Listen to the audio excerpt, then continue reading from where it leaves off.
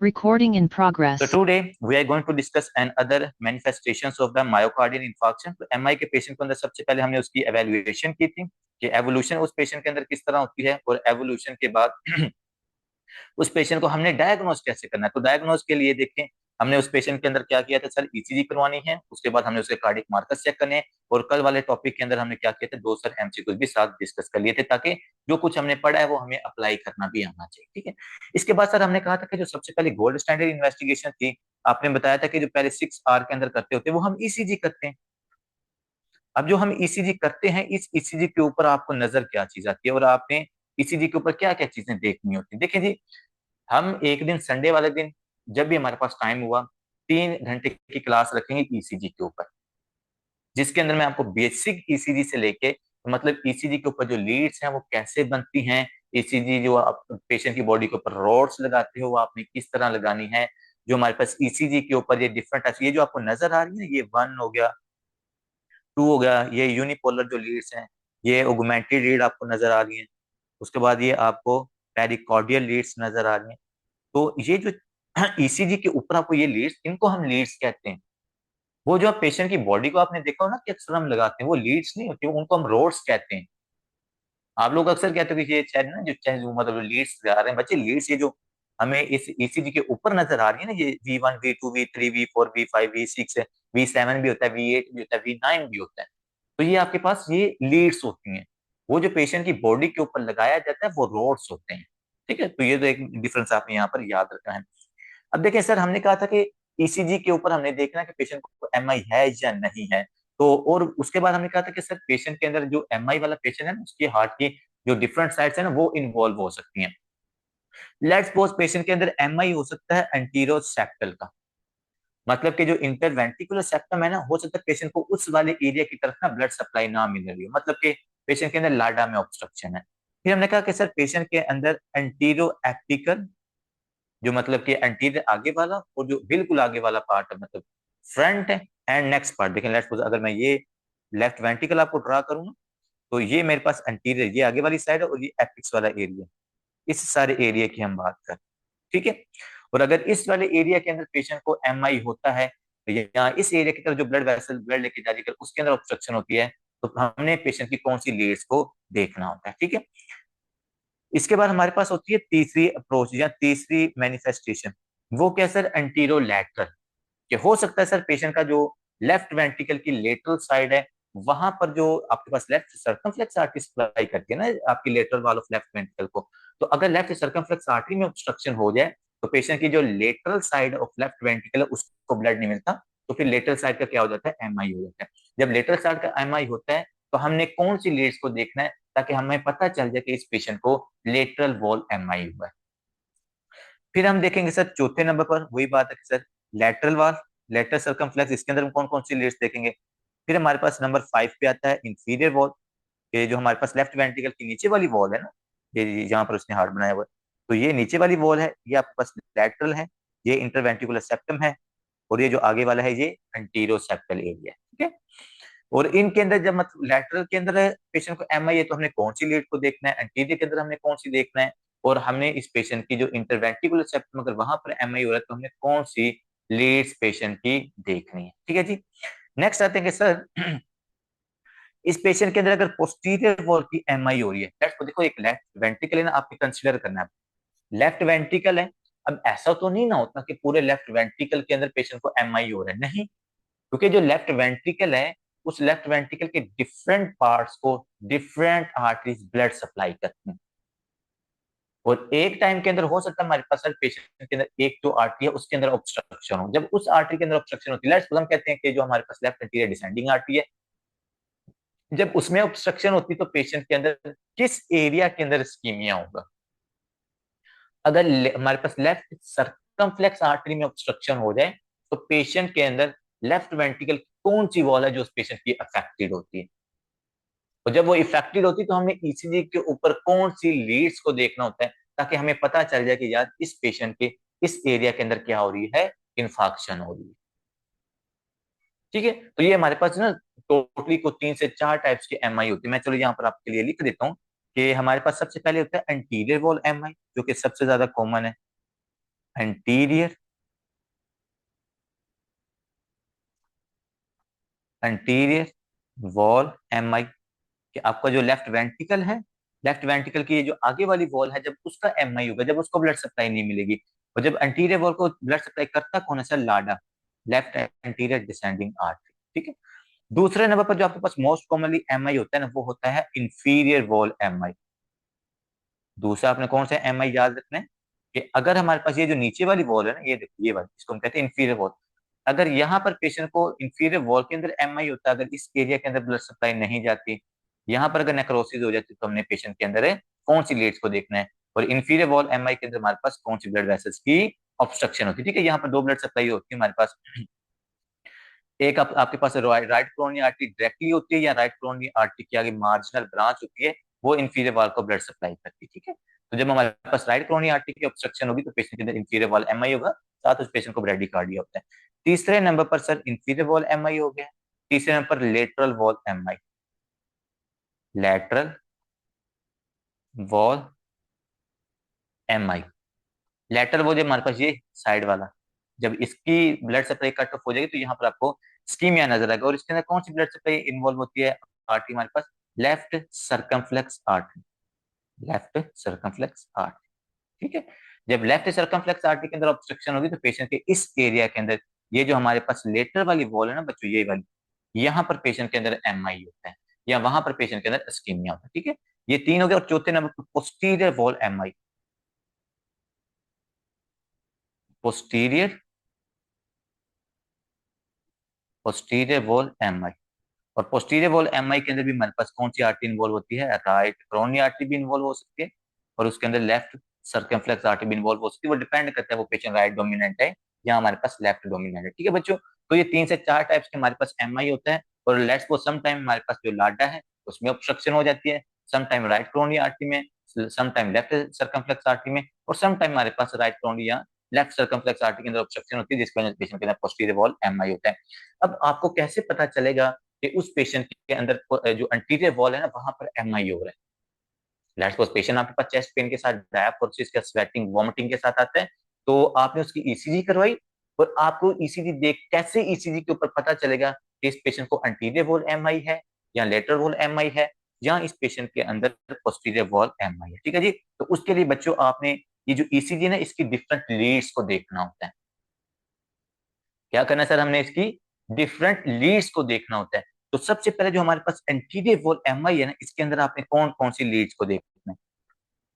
Anterior wall MI के अंदर बच्चों आपने V1 से लेके ना, मैं आपको यही रिकमेंड करूंगा, V1, V2, V3 and V4। ठीक है, वैसे मोस्ट ऑफ जो काफी सारे डॉक्टर्स हैं या जो बुक्स हैं, वो लिखती हैं कि आपने V3 और V4 को देखना है, लेकिन मैं रिकमेंड करता हूँ कि आप V1, V2, V3 और V4 लिखो। ऐसा क्यों है? क्योंकि देखो, जो इन दोनों की जो आर्टरी है ना, वो हमारे पास है लाडा, और जब लाडा में ऑब्स्ट्रक्शन होगी, तो पेशेंट के अंदर क्या होगा? एक तो जो इसका इंटरवेंट्रिकुलर सेप्टम होता है ना, ये जो दरमियान में, वहां पर पेशेंट को एमआई होता है, और ये जो इसकी अंटीरियर आगे वाली बहुत है, वहां पर मतलब एमआई होता है। तो मोस्ट ऑफ द केसेस के अंदर आपको पता है लाडा ही इन्वॉल्व होती है, और लाडा की वजह से अंटीरियर वॉल एमआई और इंटरवेंट्रिकुलर एमआई सेम टाइम के ऊपर अक्सर होते हैं। ठीक है, इसलिए आपने क्या करना है? 4 लीड्स को देखना है। V1 को देखना है आपने, V2 को देखना है, V3 को देखना है, और V4 को देखना है। अगर आपको इनके ऊपर V1, V2, V3 और V4 के ऊपर क्या नजर आता है? एसटी एलिवेशन, या लेट्स सपोज आप इसको देखते हो, तो यहाँ पर आपको इस तरह की एसटी एलिवेशन नजर आती है। इसको ब्लू से कर लेते हैं ताकि ये प्रोमिनेंट हो जाए। यहाँ पर आपको क्या नजर आती है? V3 और V4 के अंदर, या V1 और V2 के अंदर आपको एसटी एलिवेशन, इस तरह की एसटी एलिवेशन नजर आती है,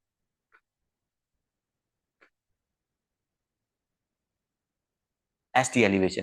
तो अगर V3, V4 या V1 और V2 के अंदर आपको एसटी एलिवेशन या एसटी डिप्रेशन नजर आती है, तो आपने क्या कंसीडर करना है कि सर इस पेशेंट के अंदर एंटीरियर वॉल एमआई है। एंटीरियर वॉल एमआई के अंदर आपने ये 4 क्या करनी है? लीड्स देखनी है, और इन लीड्स के अंदर क्या होना चाहिए? एसटी एलिवेशन या एसटी डिप्रेशन होना चाहिए। ठीक है, तो इसलिए तो मैं आपको कह रहा हूँ कि ये जो ईसीजी होती है, ये बड़ी एक जादूगर चीज होती है कि आपने पेशेंट को नहीं देखा, लेकिन आप ईसीजी देख रहे हो, और आप ईसीजी देखकर बता सकते हो कि यार हाँ, इस पेशेंट के अंदर V1, V2, V3 और V4 के अंदर एसटी एलिवेशन नजर आ रहा है, तो इस पेशेंट के अंदर एंटीरियर वॉल का एमआई हुआ होगा। जैसे कल फैज पूछ रहा था कि सर हमें कैसे पता चलेगा, तो उसके भाई हर पार्ट के एमआई के लिए एक डिफरेंट जो हमारे पास लीड्स होती है हम वो वाली देखते होते हैं, ठीक है। इसी तरह अगर पेशेंट को इंफीरियर वॉल एमआई होता है, सर अगर इंफीरियर वॉल एमआई है, उसकी जो नीचे वाली वॉल है यहाँ पर एमआई हो रहा है, इस एरिया को ब्लड सप्लाई नहीं मिल रही, तो उस मतलब के उस पेशेंट उस एमआई को मैंने कौन कौन सी लीड्स के अंदर देखना है। तो इसके लिए आपने याद रखना है लीड नंबर 2, जो आपकी सिंपल लीड्स होती है, यूनिलेटरल लीड्स इनको कहते हैं, lead number 2, lead number 3 and aVF. AVF हमारे पास ऑगमेंटेड लीड होती है, ठीक है। तो ये जो लीड 2 3, जैसे ये देखो ये लीड 2 हो गया, ये लीड 3 हो गया, और ये हमारे पास एवीएफ हो गया। अगर आपको V1 V2 V3 V4 V5 और V6 में आपको कुछ भी नजर नहीं आता, वो नॉर्मल है, लेकिन पेशेंट के अंदर सिम्टम्स आ रही हैं एमआई की, तो फिर उस पेशेंट के अंदर आपने क्या करना है सर, V2 V3 और एवीएफ को देखना है। अगर आपको इन लीड्स के अंदर एसटी एलिवेशन या एसटी डिप्रेशन नजर आता है, तो आपने क्या कंसिडर करना है कि सर इस पेशेंट के अंदर इंफीरियर वॉल एमआई है, और ये यूएसएमडी के अंदर बहुत इंपॉर्टेंट है। इंफीरियर एमआई बहुत कॉमन है, क्योंकि इंफीरियर वॉल एमआई है ना, इसके अंदर इन्वॉल्व होती है राइट कोरोनरी आर्टरी, और एक तो पेशेंट को एमआई हो रहा होता है, और इस पेशेंट को इसके साथ क्या होता है, ब्रेडिकार्डिया भी होता है, क्योंकि जो राइट कोरोनरी आर्टरी है ये क्या करती है, ये पीछे जाके आपके जो एवी नोड है उसको भी ब्लड सप्लाई करती है, तो राइट कोरोनरी आर्टरी में ऑब्स्ट्रक्शन होगी तो एवी नोड को ब्लड सप्लाई नहीं मिलेगी, एवी नोड को ब्लड सप्लाई नहीं मिलेगी, वो न्यूरोलॉजिकल इंपल्सिस नहीं देगा बंडल ऑफ हीज और राइट और लेफ्ट बंडल ब्रांचेस को, तो आपके पास जो कॉन्ट्रैक्शन है वो भी कम हो जाती है। अगर आपके पास पेशेंट ब्रेडिकार्डिया प्लस एमआई की सिम्टम के साथ आता है, चलें लिख लें, पेशेंट आ रहा है मेरे पास ब्रेडिकार्डिया के साथ,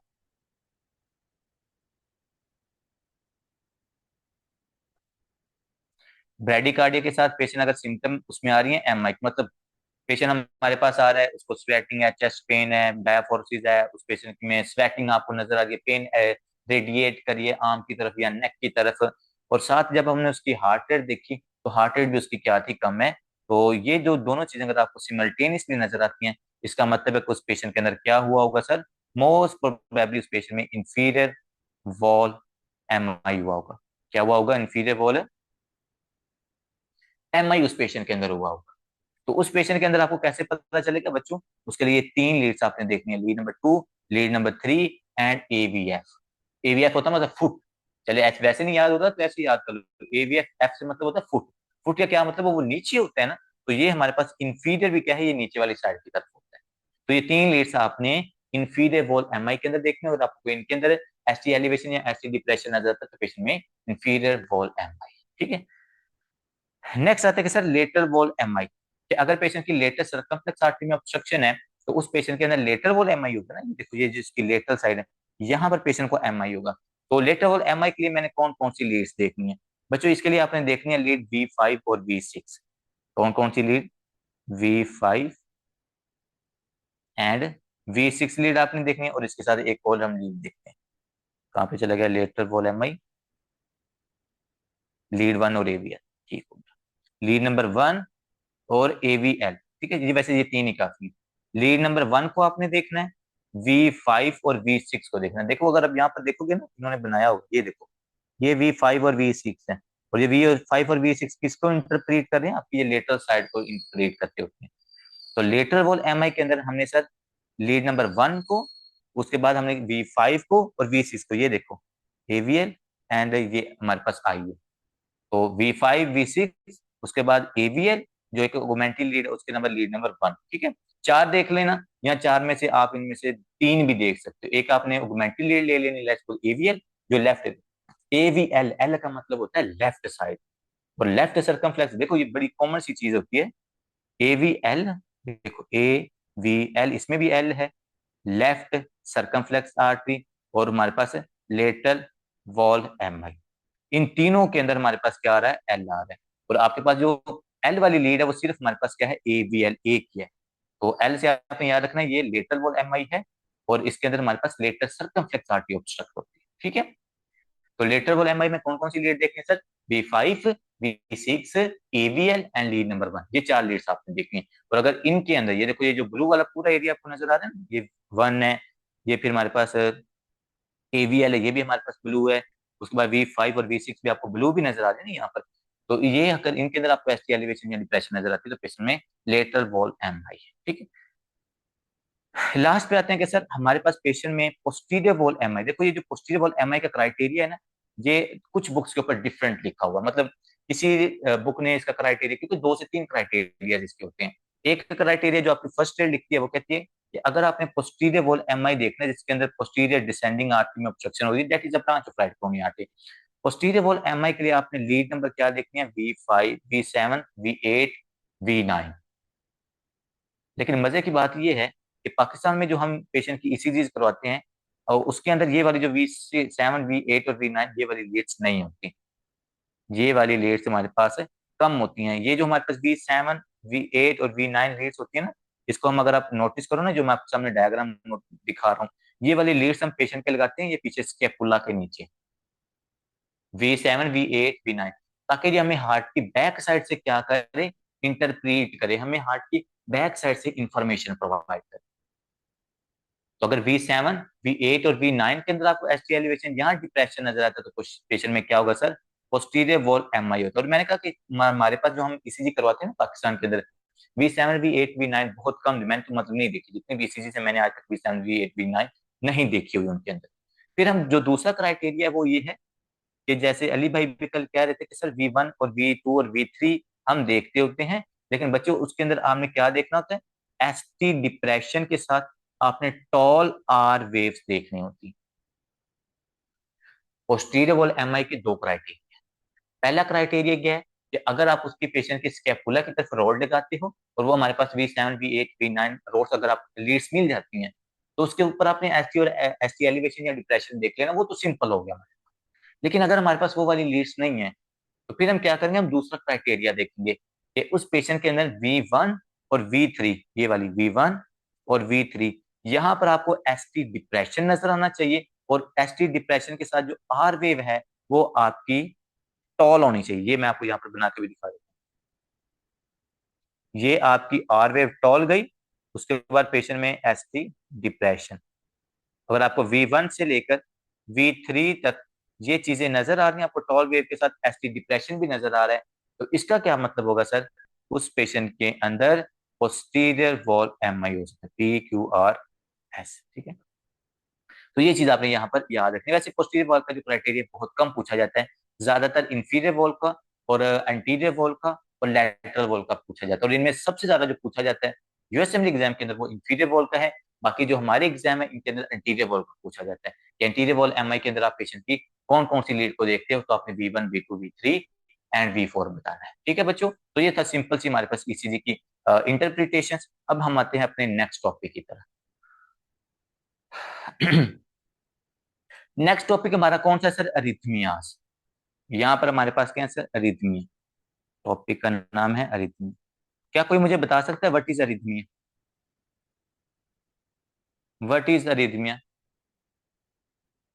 एवीआर का, डॉक्टर साहब देखें, जब हमारे पास एवीआर होती है ना, एवीआर के लिए हम इस पेशेंट के अंदर एवीआर वाले के अंदर ना हम फिर डिटेल के अंदर चले जाएंगे। एवीआर जो लीड होती है ना, ये एवीआर लीड को आप देखो तो ये पेशेंट के अंदर जो राइट वेंट्रिकल होता है ना, जी जी हम बताते हैं, जो हमारे पास एवीआर होता है ना, ये राइट वेंट्रिकल के अंदर अगर एमआई पेशेंट को होता है ना तो फिर हम एवीआर लीड को देखते होते हैं, ये वाली एवीआर लीड।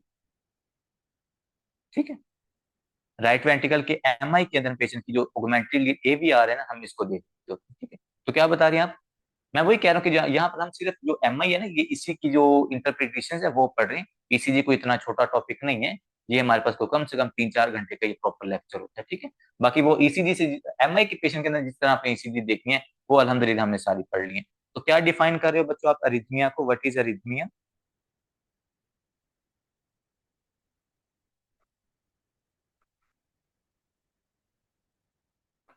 अरिथमिया डिफरेंट बच्चों ने डिफरेंट डिफाइन किया होगा sir. Arrhythmia is the irregular heart rate, कोई कह रहा है, कोई उसके बाद कह रहा है कि सर हमारे पास इरेगुलर हार्ट बीट है। बिल्कुल जी, ये इरेगुलर हार्ट बीट है।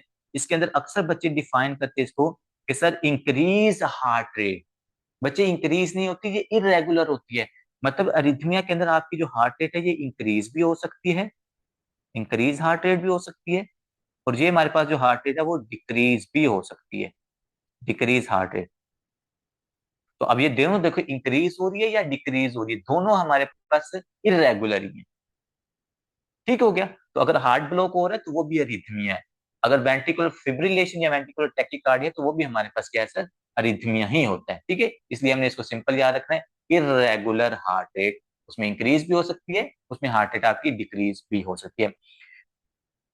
बच्चे सबसे पहले हम देखेंगे आपके पास ना इंक्रीज हार्ट रेट वाली, कि आपके पास जो हार्ट रेट इंक्रीज हो रही है वो कौन कौन सी डिजीजेस के अंदर होती है और वो हमारे पास किस किस वजह से होती है। ठीक है, सबसे पहले हम देखेंगे इंक्रीज हार्ट रेट वाले अरिथमियाज।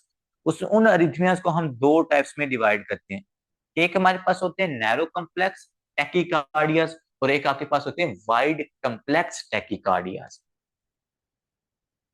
पहले हमारे पास कौन से sir, narrow complex tachycardia. Narrow complex tachycardia का क्या मतलब है, मैं चलिए यहाँ पर थोड़ा सा आपको बताता हूँ, तो हमारे पास स्पेस है। बच्चों देखो, ये मेरे पास है पी वेव, ये है आपके पास क्यू वेव, ये है आर वेव, ये है एस वेव, और ये मेरे पास पॉज, और ये मेरे पास टी वेव आ। ठीक है, तो इसको मैं लिखता हूँ P Q R S T. ठीक है जी। अब इसके अंदर ना ये जो आपका ये क्यू आर एस होता है ना, देखो हर चीज का टाइम होता है। जैसे जो पी वेव है, ये पी वेव हमारे पास मतलब कि दो स्मॉल बॉक्सेस होते हैं जो आपको ईसीजी के ऊपर नजर आते हैं ना, दो स्मॉल बॉक्सेस जो होते हैं वो पी वेव होती है। ये जो हमारे पास क्यू आर एस कम्प्लेक्स जो आपको सामने नजर आ रहा है ना, ये नॉर्मली होता है थ्री स्मॉल बॉक्सेस, यहाँ पर थ्री स्मॉल बॉक्सेस जो आपको नजर आते हैं ना ईसीजी के ऊपर।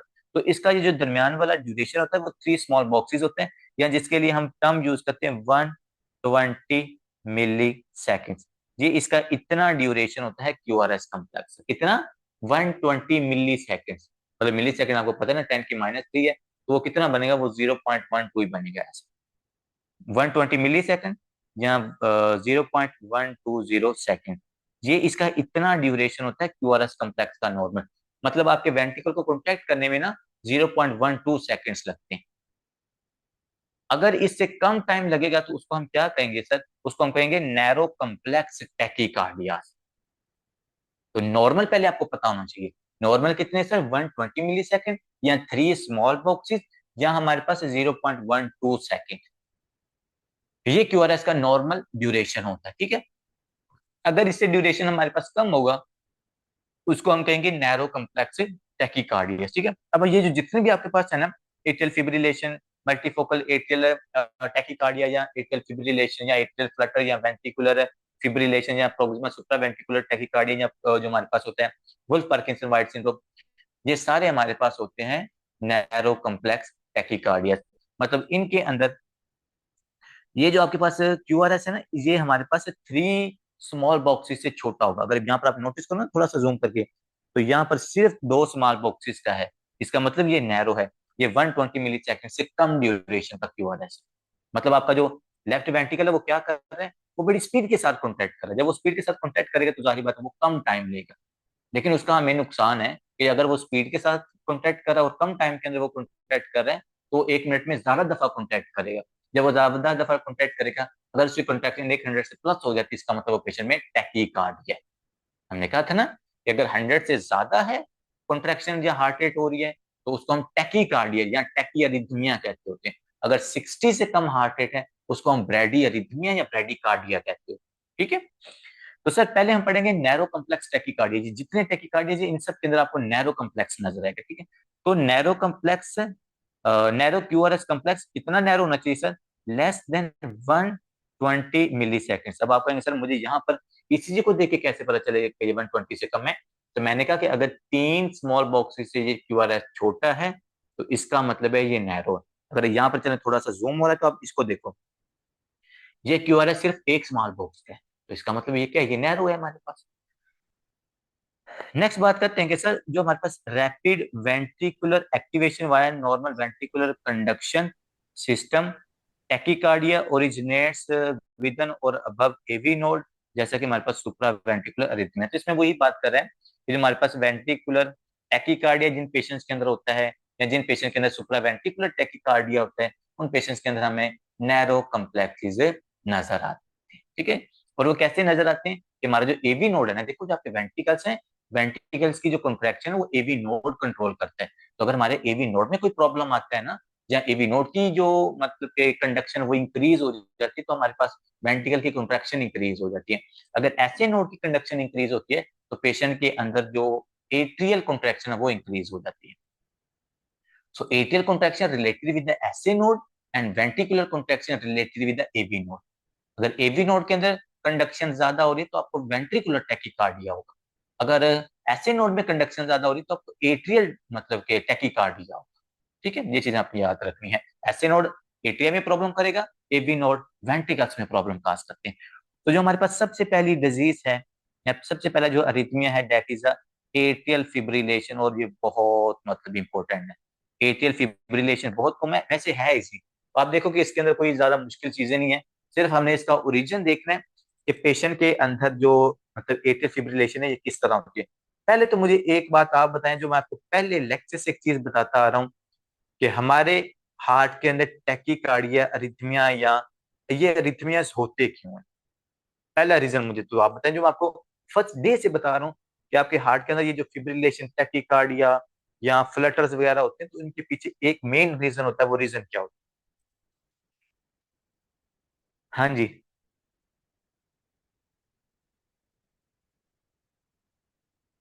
सरेवी और ऐसे नॉर्मल ऐसे नॉर्मल प्रॉब्लम होता है। प्रॉब्लम होता है।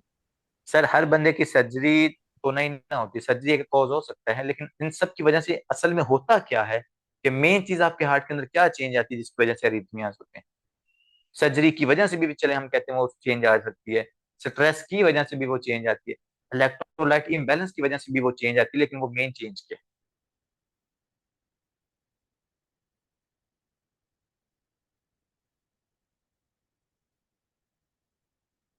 बहुत दफा मैंने आपको बताया हुआ ये वाला कि हमारे पास हार्ट की ये इलेक्ट्रिकल वायरिंग है भाईजान, ये पूरे हार्ट की इलेक्ट्रिकल वायरिंग है। तो मैंने आपको कितनी दफा एग्जांपल दी हुई है कि अगर आप अपने हार्ट के स्ट्रक्चर को खराब करोगे, लेट्स सपोज जैसे डायलेटेड कार्डियोमायोपैथी होगी, हार्ट फेलियर हो गया, स्कीमिया हो गया, पेशेंट के अंदर चले स्ट्रेस की वजह से डायलेटेड कार्डियोमायोपैथी होती है, तो उसकी वजह से पेशेंट के अंदर ये होता है। अब देखें चले कोरोनरी आर्टरी डैमेज आपने कहा, इन सब जितने भी आपने कॉजेज बताए ना, इन सब की वजह से हो क्या रहा है, आपके हार्ट का स्ट्रक्चर डैमेज हो रहा है। क्या हो रहा है सर? हमारे हार्ट का स्ट्रक्चर डैमेज हो रहा है। तो मैंने कहा था कि जो हमारे, अगर आप अपने हार्ट के स्ट्रक्चर को डैमेज करोगे, हार्ट के साइज को इंक्रीज करोगे, हार्ट के साइज को आप उसकी नेक्रोसिस करोगे, हार्ट के साइज को आप बढ़ा दोगे या कम कर दोगे या उसको नॉन फंक्शनल कर दोगे, तो हमारे पास वो जो वायरिंग हुई हुई है ना, जैसे ये परकंजी फाइबर्स हैं जो हमारे पास, एस ए नोड है, ए बी नोड है, उसके बाद बंडल ऑफ हिज है, राइट बंडल ब्रांच है, लेफ्ट बंडल ब्रांच है, इन सब ने क्या किया है, वायरिंग की हुई है आपके हार्ट के ऊपर। तो जब एक जगह लेफ्ट, मैं कहता हूँ लेफ्ट वेंट्रिकुलर हाइपरट्रॉफी होगी, जब हाइपरट्रॉफी होगी तो ये जो न्यूरॉन्स है इसके ऊपर, ये न्यूरॉन्स हमारे पास क्या होंगी, ट्रिगर्स होंगे इनके अंदर। जब ये ट्रिगर्स होंगी तो ये हमारे पास इरेगुलरली क्या करना शुरू कर देंगे, रिस्पॉन्स करना शुरू कर देंगे। और अगर न्यूरॉन्स इरेगुलरली रिस्पॉन्स करेंगी तो वो क्या कर देंगे सर, हमारे हार्ट की कॉन्ट्रैक्शन को ये इंक्रीज कर देंगी, यहाँ डिक्रीज कर देंगे। जैसे मैंने आपको एक कमरे की एग्जांपल भी दी थी कि हमने एक रूम की जैसे हम वायरिंग करते हैं, तो आपकी हार्ट की भी इसी तरह वायरिंग होती है। तो अगर मैं रूम की एक जो दीवार है उसको गिरा दूंगा, तो उसकी वजह से जो मेरे रूम की सारी वायरिंग है वो खराब हो जाएगी, इलेक्ट्रिक शॉक्स वहां पर जनरेट होना शुरू हो जाएंगे। तो इसी तरह हार्ट का भी यही मामला है। अगर आप लेट्स सपोज किसी पेशेंट में लेफ्ट एट्रियल हाइपरट्रोफी करवा दोगे ना, तो उस पेशेंट की वायरिंग खराब होगी, और फिर उसकी जो न्यूरॉन्स है वो जगह जगह से हमारे पास अनकंट्रोलली क्या करना शुरू कर देंगे, कॉन्टैक्ट करना शुरू कर देंगे, अनकंट्रोलली वो रिस्पॉन्स देना शुरू कर देंगे। तो अगर न्यूरॉन्स अनकंट्रोल्ड रिस्पॉन्स देंगे तो वो क्या करेंगे सर, वो हमारे हार्ट के डिफरेंट पार्ट्स को कॉन्टैक्ट करेंगे। तो पीछे इन जितने भी टैकियारिथमियाज होते हैं ना, वो डायरेक्टली या इनडायरेक्टली क्या करते हैं, इसी के साथ रिलेट होते हैं, आपके हार्ट के स्ट्रक्चर के साथ रिलेट होते हैं। वो हाइपरटेंशन है, वो कोरोनरी आर्टरी डिजीज है, वो हमारे पास स्ट्रेस है, वो इलेक्ट्रोलाइट इम्बैलेंस है, ये सब कुछ यही करते हैं कि आपके हार्ट के स्ट्रक्चर को ये उसके हार्ट के स्ट्रक्चर की इंटेग्रिटी को ये क्या करते हैं, डैमेज करते हैं। ठीक है, जिसकी वजह से फिर पेशेंट की जो न्यूरॉन्स होती हैं वो इरेगुलरली एक्टिवेट होना शुरू हो जाती है, और जब वो इरेगुलरली एक्टिवेट होती है तो पेशेंट के अंदर आपको अरिथमियाज नजर आती है। अब एमआई वाला पेशेंट है, एमआई वाले पेशेंट के अंदर वेंट्रिकुलर फिब्रिलेशन क्यों हो रही है, वेंट्रिकुलर फिब्रिलेशन उसके अंदर क्यों हो रही थी, मैंने आपको रीजन बताया था ना कि उस पेशेंट के अंदर आप उस पेशेंट के हार्ट के स्ट्रक्चर को डैमेज करें। और अगर हम उसको हिस्टोलॉजिकली देखें तो हम उस पेशेंट के जो सेल्स हैं, सेल्स को हम इफेक्ट कर रहे होते हैं, उसकी हम नेक्रोसिस करवा रहे होते हैं। जब आपने नेक्रोसिस करवाई थी तो वहां से क्या हुआ था सर, पोटाशियम निकला है, और उस पोटाशियम ने क्या किया सर, हमारे पास जाकर हाइपरक्लीमिया का असर किया एक्स्ट्रा सेलुलरली, और हाइपरक्लीमिया की वजह से जो न्यूरॉन्स होती है वो अनकंट्रोल्डली क्या करती है, रिस्पॉन्स शो करती है, जिसकी वजह से पेशेंट में वेंट्रिकुलर फिब्रिलेशन, ठीक है। तो ये इसका कोर कंसेप्ट होता है। अब आगे जो वेंट्रिकल एट्रियल फिब्रिलेशन फ्लटर है, या जो हमारे पास मल्टीफोकल एट्रियल टैकिकार्डियस है, इनके कुछ स्पेसिफिक कॉजेज हैं जिनके साथ ये रिलेट करते हैं, उनको हम यहाँ पर डिस्कस कर लेते हैं। लेकिन आपको एक मेन चीज का यहाँ पर पता चल गया, एट्रियल फिब्रिलेशन, सबसे पहले फिब्रिलेशन हम कहते हैं incomplete contraction of the atria और ventricle, incomplete incomplete atrial contraction, sir जो हमारे पास एटीए है वो इनकम्प्लीटली कॉन्ट्रैक्ट कर रहे हैं। अब यहाँ पर ना अक्सर बच्चे क्वेश्चन करते होते हैं कि सर एटीएल फिब्रिलेशन हो रही है, मतलब आपका जो एटीए है वो तो बहुत स्पीड के साथ कॉन्ट्रैक्ट कर रहा है, तो इसका मतलब है कि उसमें से ब्लड बड़ी जोर से वेंट्रिकल के अंदर आएगा। लेकिन ऐसा यहाँ पर नहीं होता। देखो ये मेरे पास एटीए है ना, तो इस एरिया के मल्टीपल फोकाई से, ये देखो ये न्यूरॉन कॉन्टैक्ट करिए, यहाँ से ये न्यूरॉन कॉन्टैक्ट करिए, ये न्यूरॉन कॉन्टैक्ट करिए, ये न्यूरॉन कॉन्टैक्ट करिए, तो ये साइडों से तुम्हारे पास ये जो एरिया है ना, ये मतलब कि मल्टीपल टाइम्स कॉन्टैक्ट हो रहा है। ये जो छोटी छोटी फिब्रिलेटरी वेव्स है, ये हमारे पास फिब्रिलेशन है इन कंप्लीट कॉन्ट्रैक्शन में। तो आपका एरिया जगह जगह से कॉन्ट्रैक्ट कर रहे हैं, लेकिन अगर आप नोटिस करोगे ना तो इसकी कंप्लीट कॉन्ट्रैक्शन नहीं हो रही। जब इसकी कंप्लीट कॉन्ट्रैक्शन नहीं होगी तो आपके एटिया से कंप्लीट ब्लड आपके वेंट्रिकल्स के अंदर नहीं जाता। जब वेंट्रिकल्स के अंदर वो ब्लड नहीं जाता तो एटिया के अंदर ये किस में जा रहा है सर, स्टेसिस के अंदर जा रहा है। ये ब्लड हमारे पास स्टेसिस में जा रहा है। जब ये ब्लड स्टेसिस में जाएगा तो क्या बनेगा यहाँ पर सर, एम्बोलाई।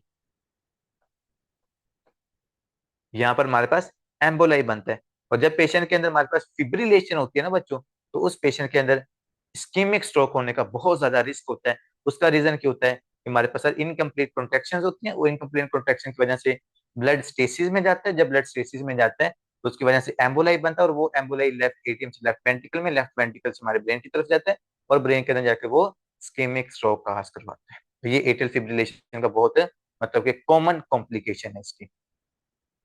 नेक्स्ट बात करते हैं कि सर एट्रियल फिब्रिलेशन को हमने ईसीजी के ऊपर कैसे देखना है, इसके कॉजेज क्या क्या है, वो हम यहाँ से रीड कर लेते हैं। तो सबसे पहले वो कह रहे हैं कि सर इरेगुलर आपको हार्ट रेट्स मिलेंगी।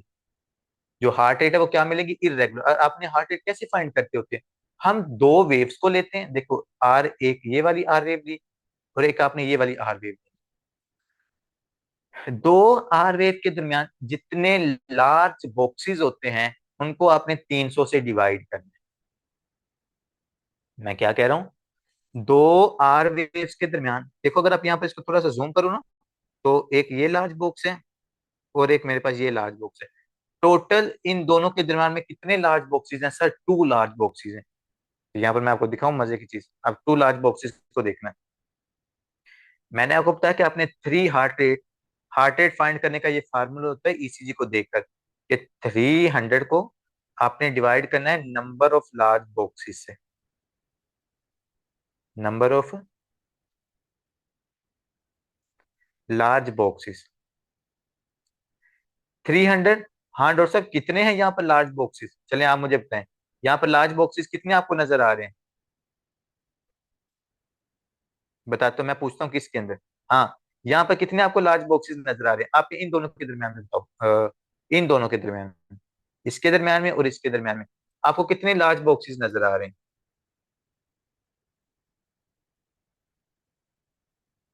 यार मुझे तो दो से ज्यादा नजर आ रहे हैं, मैं ये जो जिसको मेंशन किया है, चलें वन और टू के दरमियान कितने लार्ज बॉक्सेस हैं, वन टू थ्री, ऑलमोस्ट कोई थ्री है हमारे पास, ठीक है, थ्री है डॉक्टर साहब। नेक्स्ट वाले में कोई ऑलमोस्ट थ्री लार्ज बॉक्सेस हैं। तो आपने क्या करना है, 300 को डिवाइड करना है थ्री पे। तो जब 300 को थ्री पे डिवाइड करो तो ये आएगा 100, मतलब उस पेशेंट की जो हार्ट रेट है वहां पर वो है 100। लेकिन बात यहाँ पर खत्म नहीं हुई, हमने तीन चार बॉक्सेस में देखना है, फिर हम इससे टू के और थ्री के दरमियान में देखेंगे। इसमें लार्ज बॉक्सेस यहाँ पे टू है, यहाँ पर दो लार्ज बॉक्सेस हैं, आर आर वेव के दरमियान में दो लार्ज बॉक्सेस हैं। फिर हम क्या करेंगे, 300 डिवाइडेड टू हार्ट रेट कितनी आ रही है, 150। ये हार्ट रेट 150 आ रही है, ठीक है। फिर हम जरा नेक्स्ट वाले को भी देख लेते हैं। लास्ट वाले में क्या है सर, लास्ट वाले में कितने हैं सर, तो 1 मतलब 5 है। ये देखो आधा ये है और ये कंप्लीट है, मतलब 1.5 है यहाँ पर। तो 3 को अगर मैं डिवाइड करूंगा 1.5 से तो ये कितना बनेगा हमारे पास, अराउंड 1.5 है, तो ये 10 ये ऊपर चला जाएगा। तो ये मेरे पास क्या बन गया, 3000 बन गया। इसको मैं 15 से डिवाइड करें, 15 दो 32। हाँ जी, तो इसकी जो हार्ट रेट है वो यहाँ पर हमारे पास 200 बनेगी।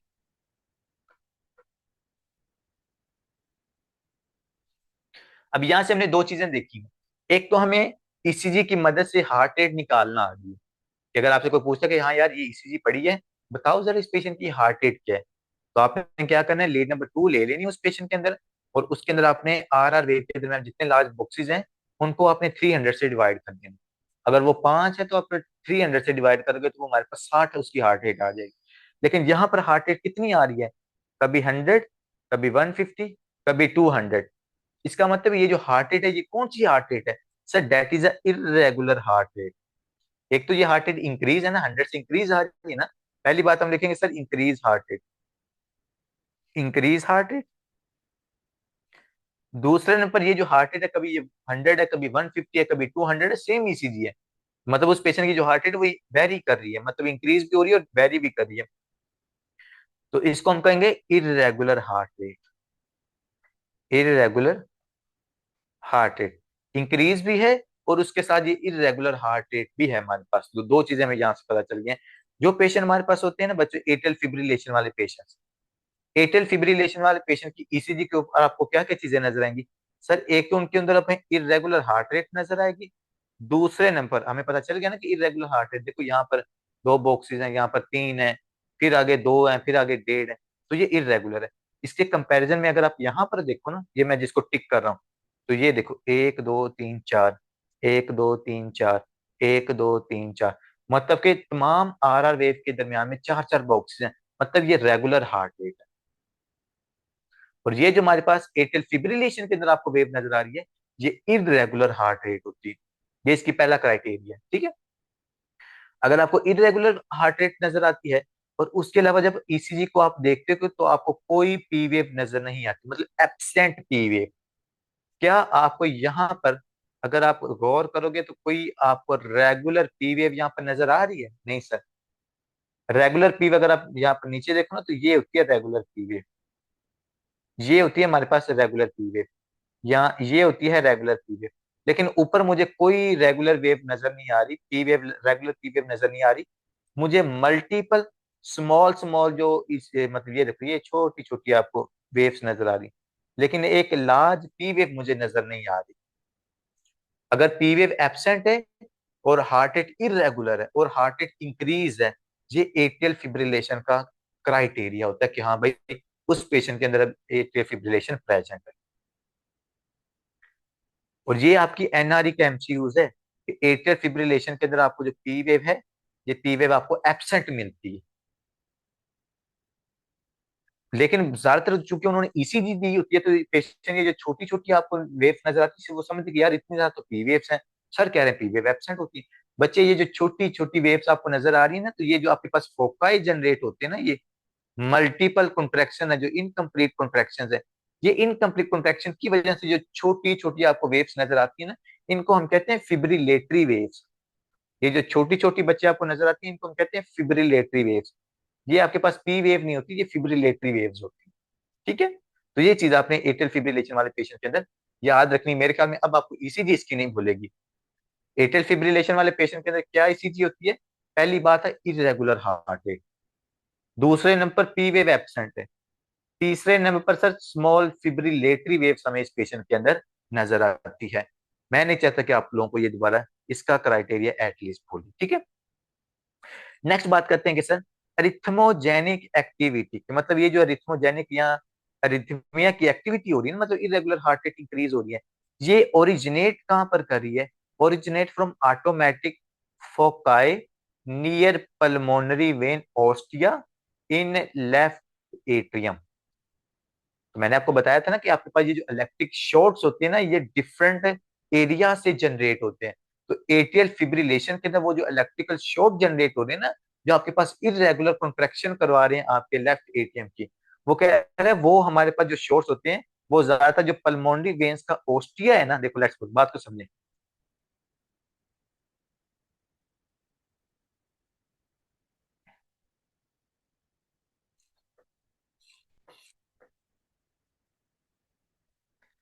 ये हमारे पास पल्मोनरी वेन्स ही ड्रेन करती है ना इसके अंदर, लेफ्ट लेफ्ट एट्रियम के अंदर। ये लेफ्ट एट्रियम है और ये पल्मोनरी वेन्स है। और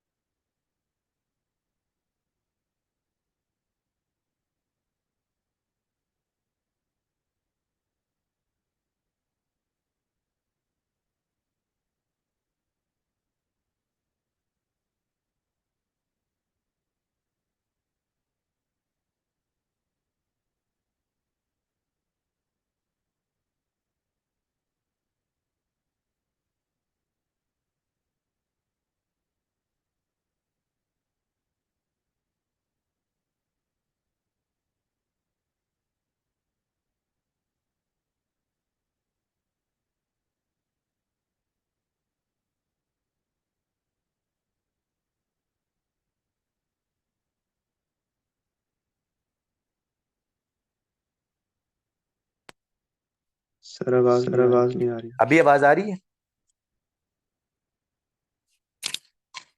अभी आवाज आ रही मैंने कहा।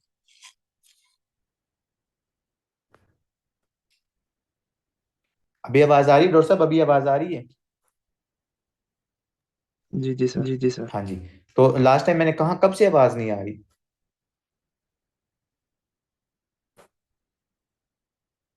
मतलब मैं कहाँ पे था मैं, ताकि उधर से कंटिन्यू करूं।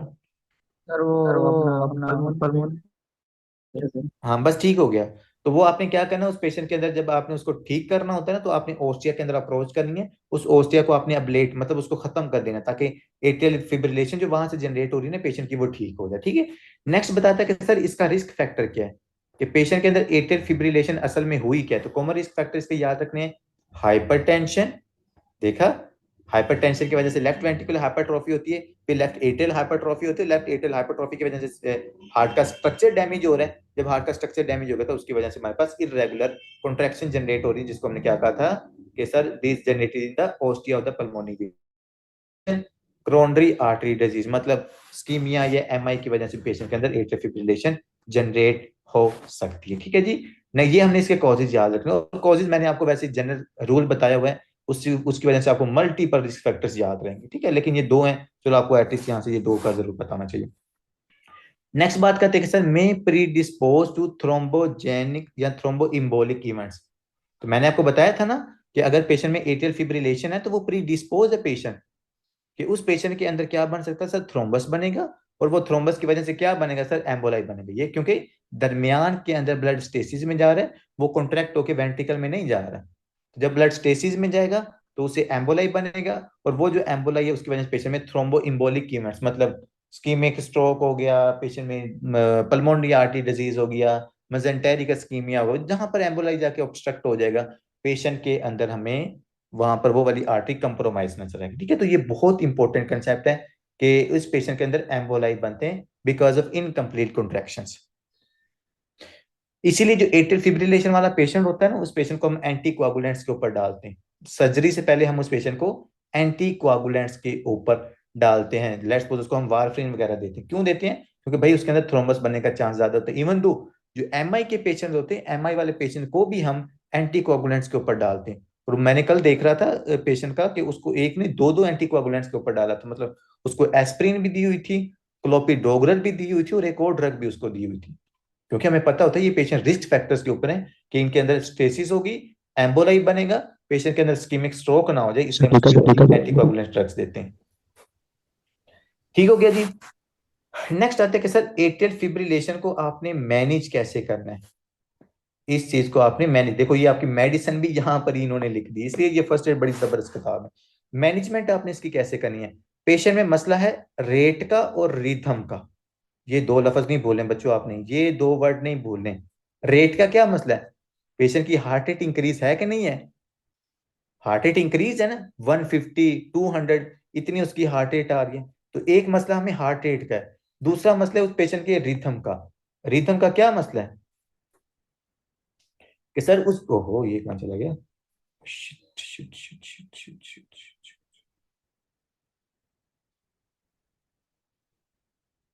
हाँ शुक्र, हाँ जी।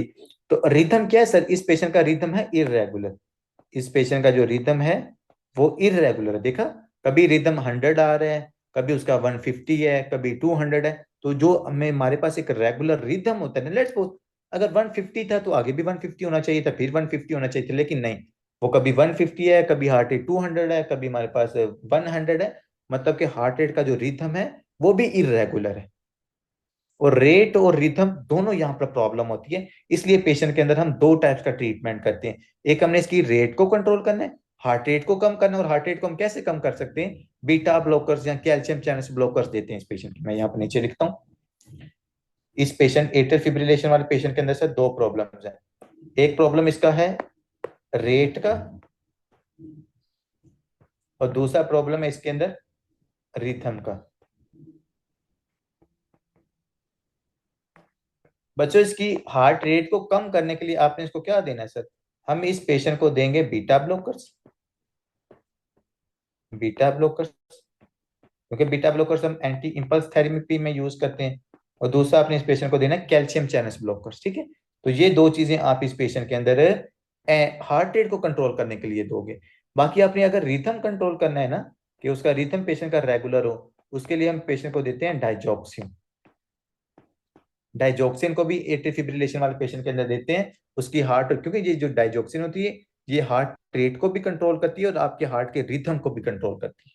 ठीक है, इसके अलावा जो आपके रिथम को कंट्रोल करेगा वो है आईसीडी, इम्प्लांटेबल कार्डियोवर्टर डिफिब्रिलेटर जिसको हम कहते हैं। ठीक है, तो ये जो आईसीडी डिवाइस हम लगाते हैं ना, ये भी क्या करती है, रिथम को कंट्रोल करती है। जो वो उसको झटके नहीं देते ऊपर से, जो आपने मूवीज के अंदर देखा होगा, तो वो हमारे असल में डिफिब्रिलेटर होता है जिसको हम आईसीडी कहते हैं। तो वो डिफिब्रिलेटर भी उसकी हार्ट रेट रिथम को, सॉरी, रिथम को मेंटेन करने के लिए लगाया जाता है। ठीक है, पेशेंट को let's suppose patient heart block का है या वेंट्रिकुलर फिब्रिलेशन का है ना, उसको पहले पेशेंट को हम सीपीआर देते हैं, सीपीआर के बाद हम उस पेशेंट को, सीपीआर के सारे प्रोसीजर्स का आपको पता है, उसके बाद पेशेंट को हम डिफिब्रिलेटर या जिसको हम कार्डियो वर्जन कहते हैं वो देते हैं। और वो क्या करता है, वो उस पेशेंट की रिथम को कंट्रोल करता है, रिथम को रेगुलर करता है उस पेशेंट की। ठीक है, बाकी चलो वो सारी बातें हम डिस्कस करेंगे, लेकिन यहाँ पर रेट और रिथम दो चीजें। रेट को करने के लिए हम पेशेंट में beta blockers, calcium channel blocker और इवन दो डाइजॉक्सिन भी रेट को कंट्रोल करने में हेल्प करती है।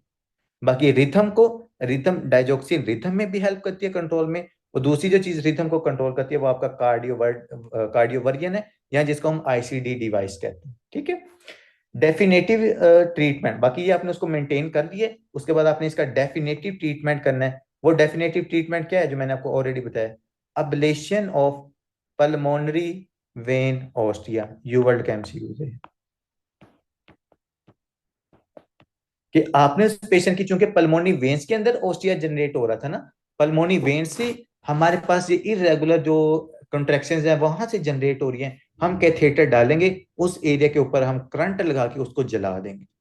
जब आप उस एरिया को जला दोगे, न्यूरॉन्स को डैमेज कर दोगे, तो हमारे पास इरेगुलर कंट्रैक्शन जनरेट नहीं होगी, तो पेशेंट हमारे पास क्या हो जाएगा, ठीक हो जाएगा। ठीक है जी, पहले मेडिकल ट्रीटमेंट, पेशेंट को स्टेबल करना है, स्टेबल करने के बाद आपने उसका डेफिनेटिव ट्रीटमेंट करना। और डेफिनेटिव ट्रीटमेंट कैसा, oblation of pulmonary when ostia, वो वहां से जहां से फोकाई जनरेट हो रहे हैं उसको आप खत्म कर दो। Consider anti coagulation based on the stroke risk, तो वही बात मैंने आपको पहले बताया कि एंटी कोआगुलेंट आपने पेशेंट को जरूर देनी है, क्योंकि हमें पता है एट्रियल फिब्रिलेशन वाला पेशेंट इस रिस्क फैक्टर के ऊपर है कि उस पेशेंट के अंदर स्कीमिक स्ट्रोक या मेजेंटेरिक इस्कीमिया या पेरिफेरल आर्टरी डिजीज हो सकती है। ठीक है बच्चों, तो आज के लिए इतना, बाकी इंशाल्लाह हम जो कंटिन्यू करेंगे हम रात को कंटिन्यू करेंगे, क्योंकि काफी सारे बच्चों की क्लास का टाइम हो गया। ठीक है जी, कोई क्वेश्चन है तो आप मेरे से पूछ लें।